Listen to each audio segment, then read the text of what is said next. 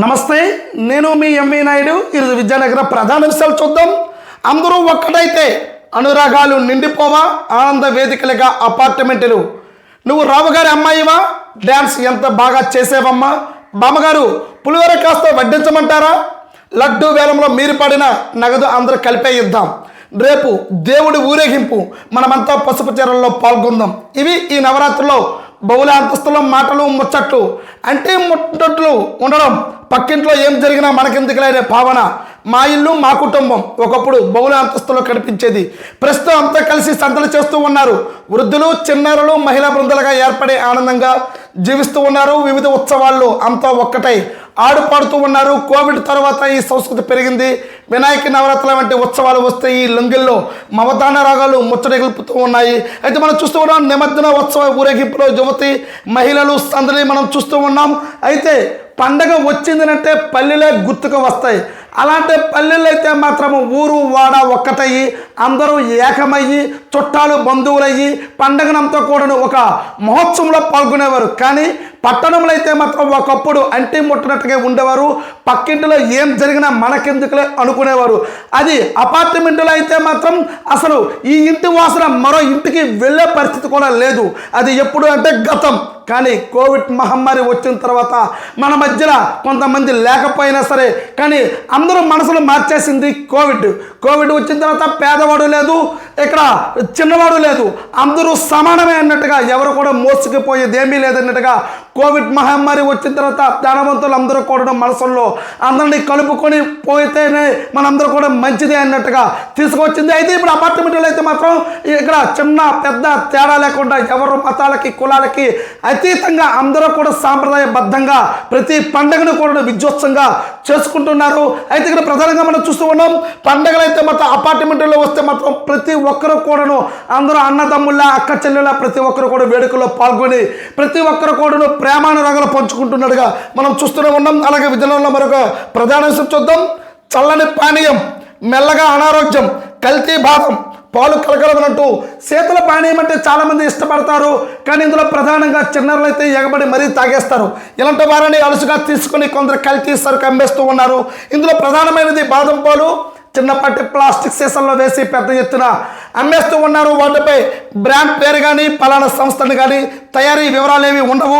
చూడ్డానికి పసుపు రంగులో ఉంటూ తాగేందుకు రుచికరంగా అనిపిస్తూ ఉన్నా అది విషపానీయమని అధికారులు పేర్కొంటున్నారు. ఈ నెల 3వ తేదీన నగరపాలక సంస్థ అధికారులు విజయనగరంలోని పలు ప్రాంతాల్లో దాడులు చేశారు. గూడ్స్ సెట్ ప్రాంతంలో ఎలాంటి అనుమతులు లేకుండా ఓ కేంద్రాన్ని నడుపుతూ ఉన్నట్లు గుర్తించారు. ఈ మేరకే అపరాధ రుసుం విధించారు. మరింత లోతుగా ఆరా తీయగా నగరంలో ఇలాంటివి 50 వరకు ఉన్నట్లు తేలింది. అవన్నీ వివిధ ప్రాంతాల్లో విస్తరించే ఒక్కో దానికి ట్రేడ్ లైసెన్సులు లేవు. అక్రమంగా చిరు దుకాణాలు ఐస్ క్రీమ్ బడ్డీలకు సరఫరా చేస్తున్నట్టుగా తెలుస్తూ ఉన్నాయి. ప్రధానంగా బాదం పాల తయారీలు అయితే మాత్రం బాదం పప్పులు, మిల్క్ పౌడర్, పంచదార, యాలకులు, పసుపు తదితరులను ఉపయోగిస్తూ ఉన్నారు. అధికారులు దాడుల్లో కాలం చెల్లిన పాల పొడితో పాటు కుళ్ళిన ముక్కుపోయిన పప్పులను వినియోగించినట్లుగా తేలింది. తయారీ కేంద్రంలో పరికరాలు అధ్వానంగా ఉన్నాయి. మరోవైపు సదరు వ్యాపారులు సరఫరా చేస్తున్న సీసాలను రోడ్డు పక్కనే విచ్చలవిడిగా అమ్మేస్తూ ఉన్నారు. రోజుకు 30 రూపాయలు చొప్పున ఆశీలు చెల్లించి ఫుట్పాత్పై విక్రయిస్తూ ఉన్నారు. దీంతో ప్రజారాజ్యం ప్రశ్నార్థంగా మారింది. కర్రీ పాయింట్లు, అల్పాహార దుకాణాలు, ఐస్ క్రీంలు, శీతల పానీయ దుకాణాలపై దాడులు చేయాల్సి ఉన్నా పట్టించుకోవడం లేదని విమర్శలు వినిపిస్తూ ఉన్నాయి. ఆహార కల్తీ నియంత్రణ శాఖలో కేవలం 3 ఉండడం, వీరి జిల్లా అంతా తిరగాల్సి వస్తూ ఉండడంతో కొంత ఇబ్బంది ఏర్పడుతూ ఉంది. ఇక్కడ నుంచి పర్యవేక్షణ పెంచుతామని సహాయక సంచాలకురాలు ఈశ్వరి తెలిపారు. నిబంధనలు పాటించకపోవడమైనా లైసెన్స్ లేకుండా నిర్వహించిన కేసులు జరిమానాలు తప్పవని నగరపాలక కమిషనర్ నల్లనయ్య హెచ్చరించారు. నెల రోజుల్లో నగరంలో కాలం చెల్లిన పానీయాలు అమ్మకాలకు సంబంధించి 3 ఘటనలు జరిగాయి. ఫిర్యాదులు వచ్చినప్పుడు మాత్రమే ఆహార కల్తీ నియంత్రణ శాఖ అధికారులు నగరపాలక సిబ్బంది స్పందిస్తున్న ఆరోపణలు కూడా ఉన్నాయి. ఫాస్ట్ ఫుడ్ కేంద్రాల్లో అయితే మాత్రం చాలా స్పీడ్గా ఇక్కడ చాలా వరకు అయితే మాత్రం అధికారులు పట్టించుకోకుండా కథనాలు అయితే చూస్తూ ఉన్నాం.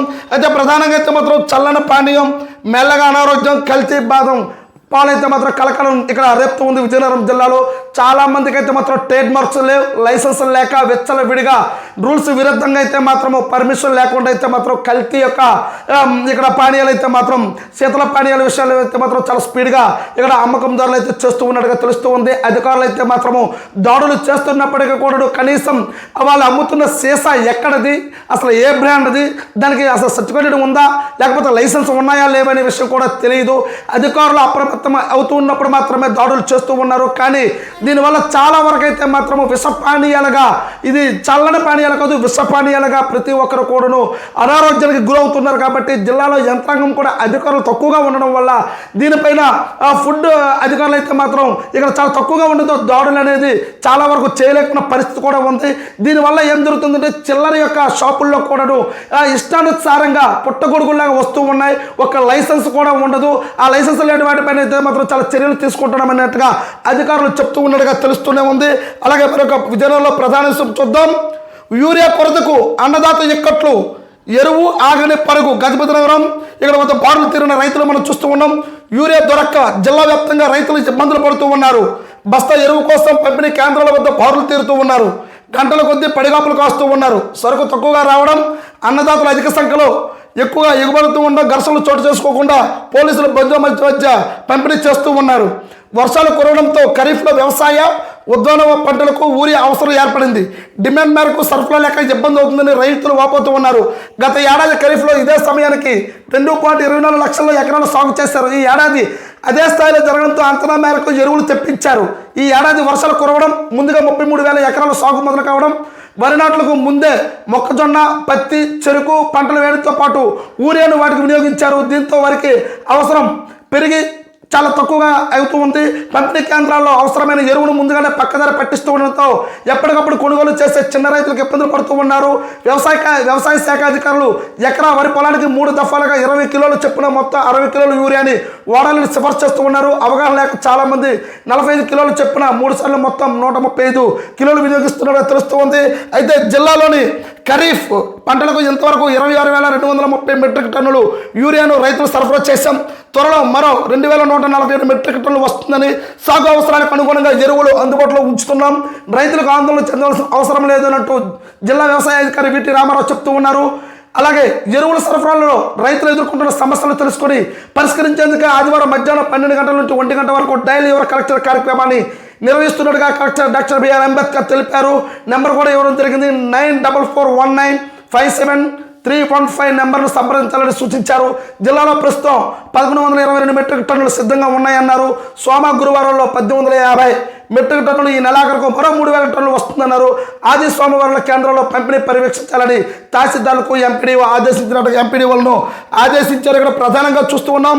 ఎరువు ఆగని పరుగునట్టు యూరియా దక్కగా రైతులు అయితే మాత్రం చాలా ఆందోళన దిగుతున్న పరిస్థితి అయితే మాత్రం జిల్లాలో కనిపిస్తూ ఉంది. ఒక పక్క అధికారులు యూరియాకు కొరత లేదు అంటున్నారు. కానీ రైతులైతే మాత్రం గ్రౌండ్ లెవెల్లో గ్రామీణ ప్రాంతాల్లో, పట్టణ ప్రాంతాల్లో చాలా ఇబ్బంది పడుతున్నట్టుగా తెలుస్తూనే ఉంది. ఒక పక్క మొక్కజొన్నకి అలాగే ఇతర యొక్క ఉద్యాస పనులకైతే మాత్రం చాలా వరకు యూరియాను వాడటం జరిగింది. కానీ వ్యవసాయానికి అయితే ప్రధానంగా వరికి వచ్చేసరికి ఇప్పుడు యూరియా చల్లడానికి అయితే మాత్రం చాలా తక్కువగా ఉండడంతో ప్రైవేట్ మార్కెట్లకు వెళ్తే వాళ్ళు బ్లాక్ మార్కెట్లో కొనుక్కోవలసిన అధిక మొత్తంలో కొనవలసి వస్తుంది.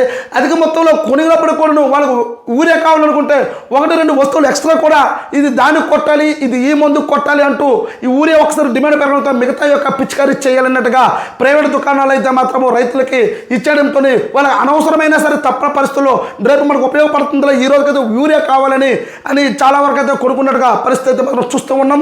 అయితే అధికారులు చెప్తూ ఉన్నారు ఎక్కడ కూడా యూరియా గురించి అయితే మాత్రం కొరత లేదు, ఇబ్బంది పడే అవసరం లేదని అంటున్నారు.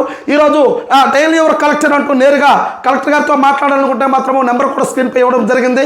అయితే యూరియా గురించి ఎవరు ఇబ్బంది పడవసరం లేదు, మెట్రిక్ టన్నులు అయితే మాత్రం తీసుకుని వస్తూ ఉన్నాం. అలాగే ప్రతి ఒక్కరు ఎక్కడైనా సరే ఇప్పటికైతే మాత్రం ప్రైవేట్ దుకాణాలపై దాడులు చేస్తూ ఉన్నాం. అక్రమంగా అధిక మొత్తాదులో మాత్రము ఎక్కువ అమ్మితే మాత్రం ఉపేక్షించేది లేదు. లైసెన్సులు, ట్రేడ్ మార్క్ అన్ని కూడా క్యాన్సిల్ చేస్తామని అధికారులు చెప్తూ ఉన్నట్టుగా తెలుస్తూనే ఉంది.